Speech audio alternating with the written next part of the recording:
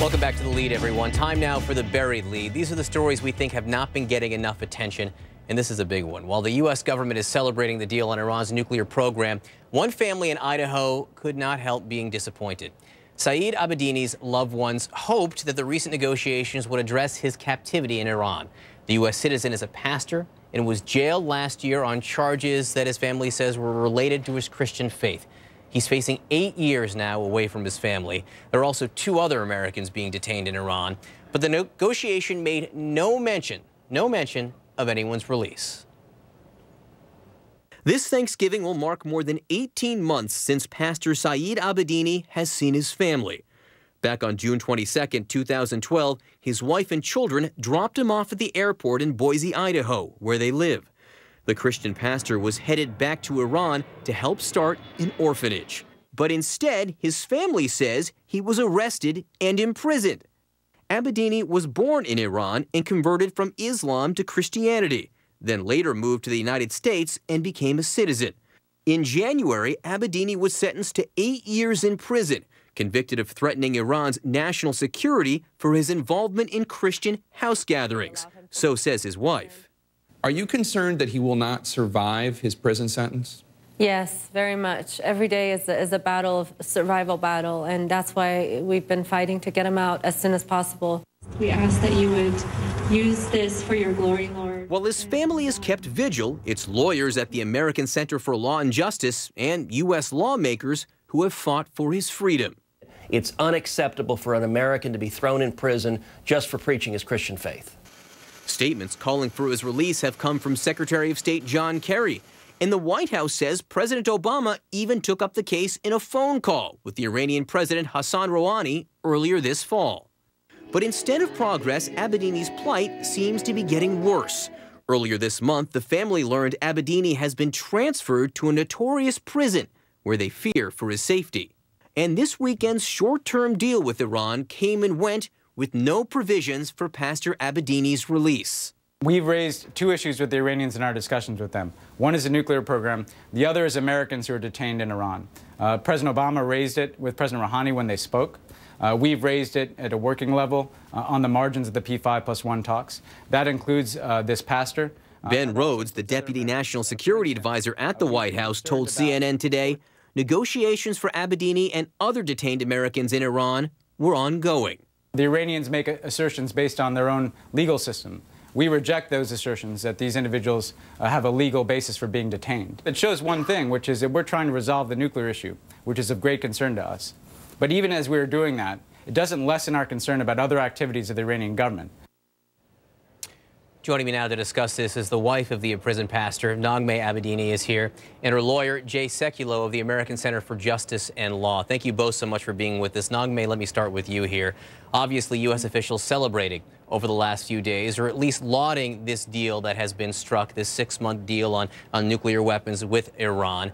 Meanwhile, you're heading into your second holiday season where your husband is away from you, imprisoned, separated.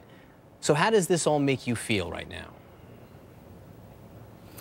It's painful. It came, it's a hard blow again as the holidays approach, Thanksgiving and Christmas. And for a lot of people, it's a happy time of the year. For us, it's a very painful time of the year. Saeed's missing from our family, but he's just not missing. He's in this horrible, horrible prison, this new prison. He's with murderers who are on death row, and we're worried about his health. He will not survive the 8 years if he's not. He doesn't get out of there immediately.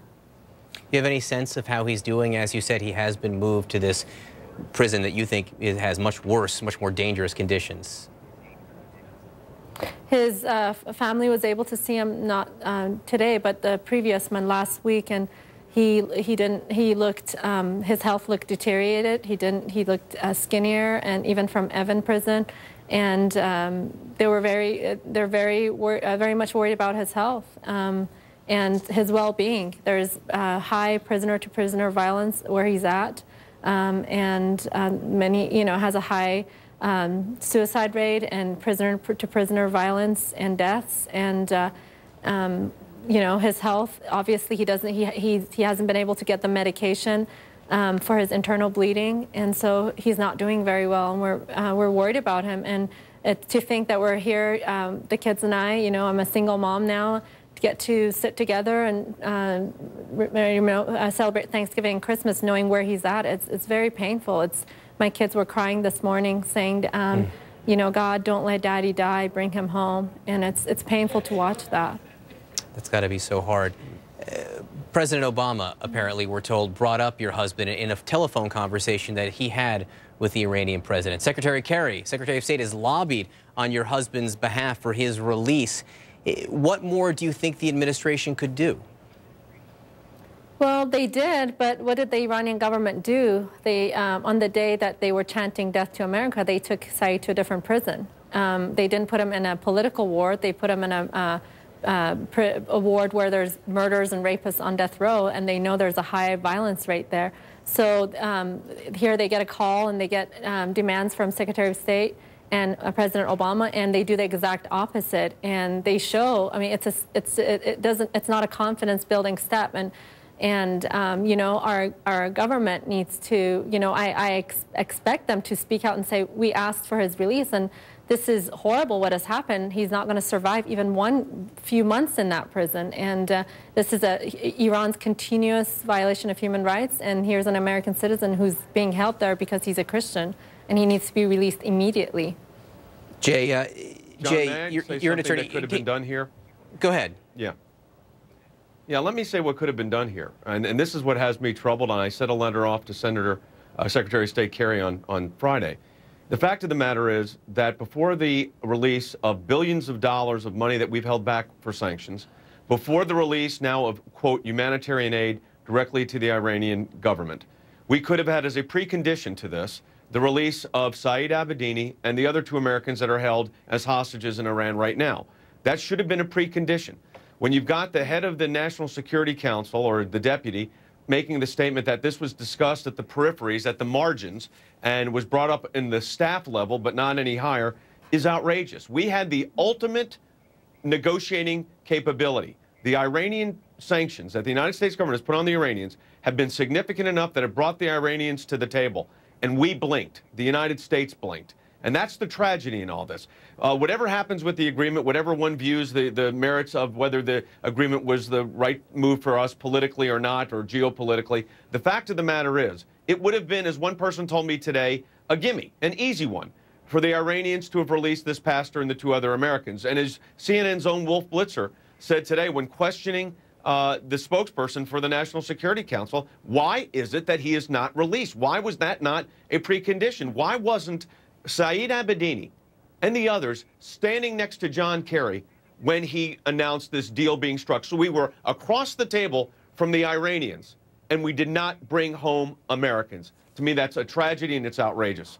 Naghmeh, I want to leave you with the last word here. If you could get a message to your husband, who is inside prison as we speak right now, what would it be? Hang in there.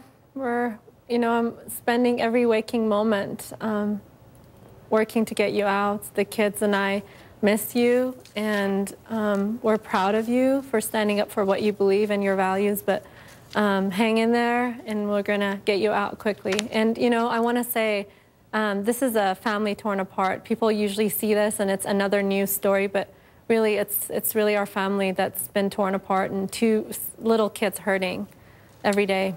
Well, we are sorry for all of you that you're all going through this. Naghmeh Abedini and Jay Sekulow, thank you so much for being with us. Appreciate it. Thanks for